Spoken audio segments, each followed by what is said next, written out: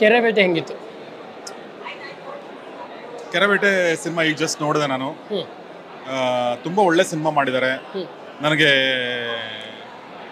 ಒಂದು cinema team Rajguru ಅವರು, ಆಮೇಲೆ ಗೌರಿಶಂಕರ್ ನಂಗೆ ತುಂಬ ಹಳೆ ಪರಿಚಯ. ತುಂಬ ಕಷ್ಟಪಟ್ಟು ಅಂತ ಹೇಳ್ತಾರಲ್ಲ, ಈ ಕಷ್ಟ ಎಲ್ಲ ಕಾಣುತ್ತೆ ಸ್ಕ್ರೀನ್ ಮೇಲೆ. ಅಷ್ಟು ಕಷ್ಟಪಟ್ಟಿದ್ದಾರೆ ಪಾಪ. ನಿಜವಾಗ್ಲೂ ಆ ಕಷ್ಟ ಗೊತ್ತಾಗಿ ಕೆಲವೊಂದ್ಸಲ ಬೇಜಾರು ಆಗುತ್ತೆ. ಆಮೇಲೆ ಸಿನಿಮಾ ನಾನು ಈಗ ತಾನೇ ನಮ್ಮ ಸ್ನೇಹಿತರ ಜೊತೆ ಮಾತಾಡ್ತಾ ಇದ್ದೆ. ಆದರೆ ಒಂದು ಕತೆ ಮಾಡಿಕೊಂಡಾಗ ಆ ಕತೆಗೆ ಬೇಕಾಗಿರುವಂಥದ್ದು ಒಂದು ಟ್ರೀಟ್ಮೆಂಟ್ ಇರುತ್ತಲ್ಲ, ಅದಕ್ಕೇನು ನ್ಯಾಯ ಕೊಡಬೇಕು, ಅದು ಕೊಡದೇ ಇದ್ದರೆ ಅದು ದೊಡ್ಡ ಅನ್ಯಾಯ. ಸೊ ಇಲ್ಲಾಂದ್ರೆ ಮಾಡಲೇಬಾರ್ದು ನನ್ನ ಪ್ರಕಾರ. ಸೊ ಹಿಂಗೆ ಅಂದರೆ ಆ ಕಥೆನ ಆಯ್ಕೆ ಮಾಡ್ಕೊಂಡಾಗ ಅಂದರೆ ಆ ರೀಜನ್ನು, ಆ ಡೈಲೆಕ್ಟು, ಆ ಕ್ಯಾರೆಕ್ಟರೇಷನು, ಸೊ ಅದರಲ್ಲಿ ಆ ಒಂದು ರೀಜನ್ನು, ಆ ಡೈಲೆಕ್ಟು ಅದನ್ನೆಲ್ಲ ನೋಡ್ಕೊಂಡಾಗ ತುಂಬ ಚೆನ್ನಾಗಿ ಅದಕ್ಕೆ ನ್ಯಾಯ ಕೊಟ್ಟಿದ್ದಾರೆ. ಸೊ ಹೀಗಾಗಿ ಆಮೇಲೆ ಒಂದು ಹಂತಕ್ಕೆ ಇದು ಎಕ್ಸ್ಪೆರಿಮೆಂಟಲ್ ಸಿನಿಮಾ ಕೂಡ ಅಂತ ಅನ್ಸುತ್ತೆ ನನಗೆ. ಸೊ ಆಮೇಲೆ ಇದು ಯಾಕೆ ಎಕ್ಸ್ಪೆರಿಮೆಂಟಲ್ ಅಂದರೆ ಅದನ್ನು ನೀವು ಸಿನಿಮಾ ನೋಡಿದ ಮೇಲೆ ಗೊತ್ತಾಗುತ್ತೆ. ನಾನು ಈಗ ಹೇಳೋದು ಚೆನ್ನಾಗಿರಲ್ಲ. ಒಂದು ಆಟ ಆಡಿದ್ದಾರೆ ನಿರ್ದೇಶಕರು. ಬಟ್ ಆಟ ಆಡಬೇಕಾದ್ರೆ ನಿಮಗೆ ಒಂದು ಸರ್ಪ್ರೈಸ್ ಕೊಡೋಕ್ಕಿಂತ ಮುಂಚೆ ಒಂದು ಇರುತ್ತಲ್ಲ, ಆ ಒಂದು ಫೀಲ್ ಇರುತ್ತಲ್ಲ, ಏನೋ ನಿಮಗೆ ಆಟ ಆಡ್ತೀವಿ, ನಿಮಗೆ ಆ ರಿಸಲ್ಟ್ ಕೊಡೋಕ್ಕಿಂತ ಮುಂಚೆ ನಿಮಗೊಂದು ಅನ್ಈಸಿನೆಸ್ ಇರುತ್ತೆ ಒಳಗಡೆ. ಆ ಅನ್ಈಸಿನೆಸ್ ಏನಿದೆಯಲ್ಲ ಅದು ತುಂಬ ಟ್ರಿಕಿ ನನ್ನ ಪ್ರಕಾರ. ಅದು ನೀವು ಆಮೇಲೆ ಸರ್ಪ್ರೈಸ್ ಕೊಟ್ಟಾಗ ಆ ಅನ್ಈಸಿನೆಸ್ ಹೋಗ್ಬೋದು, ಹೋಗದೇ ಇರ್ಬೋದು. ಅದು ಹೋಗದೆ ಇದ್ರೆ ಭಾಳ ಕಷ್ಟ.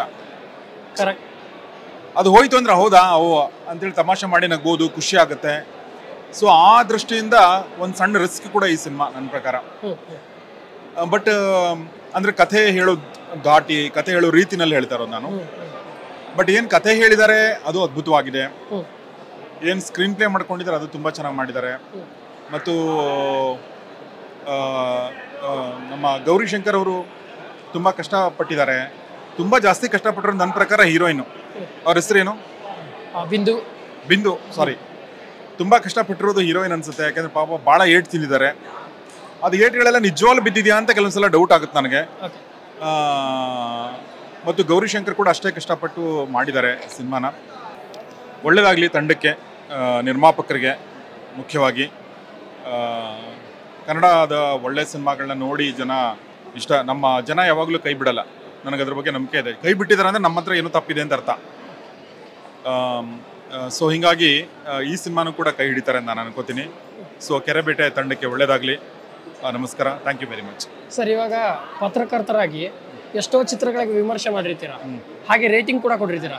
ಈ ಚಿತ್ರಕ್ಕೆ ಎಷ್ಟು ರೇಟಿಂಗ್ ಕೊಡ್ತೀರಾ ಅಂತ ಫ್ರಾಂಕ್ ಆಗಿ ಹೇಳೋದಾದ್ರೆ? ಈ ಚಿತ್ರಕ್ಕೆ ನಾನು 5ಕ್ಕೆ 3.5 ಕೊಡ್ತೀನಿ.